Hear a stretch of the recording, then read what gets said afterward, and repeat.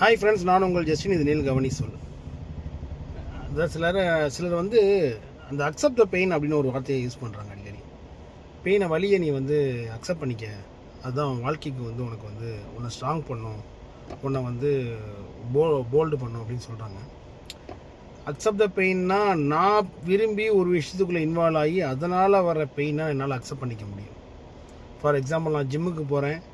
ஜிம்மில் என் பாடியை ஃபிட் பண்ணுறதுக்காக நான் பண்ணுற எக்ஸசைஸ் எனக்கு பெயின் க்ரியேட் பண்ணிச்சுன்னா அதை நான் அக்செப்ட் பண்ணிக்க முடியும். First thing. நான் வந்து மராத்தானில் கலந்துக்க போகிறேன்றதுக்காக நான் ப்ராக்டிஸ் பண்ணுறேன், ஓடுறேன், அதுக்காக வர்ற பெயினை என்னால் அக்செப்ட் பண்ணிக்க முடியும். ஓகேவா?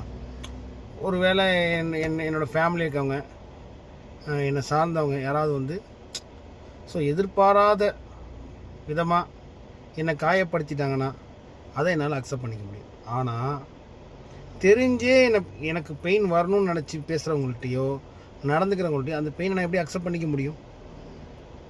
நான் இப்போ ஒரு விஷயம் நான் கேள்விப்பட்டேன். அது என்னென்னா, ஒரு வீடியோ ஒன்று பார்த்தேன். அது எனக்கு ஒரு தாக்கத்தை ஏற்படுத்துச்சு. பிரகாஷ் ராஜ் இருக்கார்ல, நடிகர் பிரகாஷ் ராஜும் பாஸ்கரும் பேசிக்கிறாங்க. இது ஒரு கான்வர்சேஷன் ஒரு மூவியில். அதில் வந்து அவர் ஒரு கடவுள் பிரகாஷ் ராஜ் அவர் சொல்கிறாரு, பெயின் அக்செப்ட் பண்ணிக்கங்க, அது வந்து உங்களை வந்து ஸ்ட்ராங் பண்ணும், போல்டு பண்ணும். கரெக்ட், நான் அக்செப்ட் பண்ணிக்கிறேன். அதை தான் நான் அதில் அதுக்கு ஒரு எக்ஸாம்பிள் சொன்னார். அந்த எக்ஸாம்பிளையும் நான் இது ரிலேட்டடாக சொல்லியிருக்கேன், அந்த ஜிம்மு சொன்னல.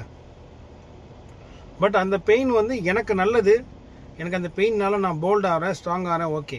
ஆனால் ஒரு சிலர் என்னை காயப்படுத்தி என்னை துன்பப்படுத்தி அதில் சந்தோஷப்படுறவங்க, அவங்களுக்கு கிடைக்கிற சந்தோஷத்துக்கு நான் ஏன் பெயினை அனுபவிக்கணும்? அந்த பெயினை நான் ஏன் ரொம்ப காலத்துக்கு பொறுத்து போகணும்னு என்னோட கேள்வி. அந்த பெயினை நான் அக்செப்ட் பண்ணிக்கணுன்ற அவசியமே இல்லைல்ல. அந்த பெயினுக்கு நான் பதிலடி தானே கொடுத்தாகணும். எனக்கு வலியை உண்டு பண்ணிட்டு அவன் சந்தோஷப்படுறான்னா அந்த வலியை அவனுக்கு திருப்பி கொடுத்து இதுதான்டா வலின்னு உணர்த்துறது தானே சரி. அது எப்படி வந்து தப்பாகும்? அது தப்பே கிடையாது. ஒருத்தர் நம்மளை காயப்படுத்தி அவன் சந்தோஷப்படுறான்னா அந்த காயம் உனக்கு வந்தால் எப்படி இருக்கணுன்றதை நம்ம திருப்பி காட்டணும். அப்போ தான் அந்த வலியை அவன் உணருவான். அது உணரும் போது தான் அவனுக்கு புரியும் இது நம்ம பண்ணது தப்புன்னு. அது வரைக்கும் யாருக்குமே புரியாது. நம்ம பிள்ளைங்களோ நம்மளை சார்ந்தவங்க கூட சில நேரங்களில் நம்மளை கஷ்டப்படுத்துகிறோன்னு தெரியாமலே கஷ்டப்படுத்திக்கிட்டே இருப்பாங்க. புரியுதுங்களா? ஒன்றும் இல்லை, இந்த வீட்டில் சின்ன பசங்க ஏதாவது குச்சி எடுத்து நம்ம சொல்லி அடிச்சுட்டே இருப்பாங்க. நம்ம குழந்தைங்கன்னு அட்ஜஸ்ட் பண்ணி போயிட்டே இருப்போம். டக்குன்னு குச்சை வாங்கி ஓங்கி நீங்கள் ஒரு அடி அடிங்களே, அந்த வலி வரும்போது அவங்க ரியலைஸ் பண்ணுவாங்க, ஐயோ அடித்தா வலிக்கும் போல், அதனால தான் அப்பாவோ இல்லை மற்றவங்களோ ரியாக்ட் பண்ணுறாங்க.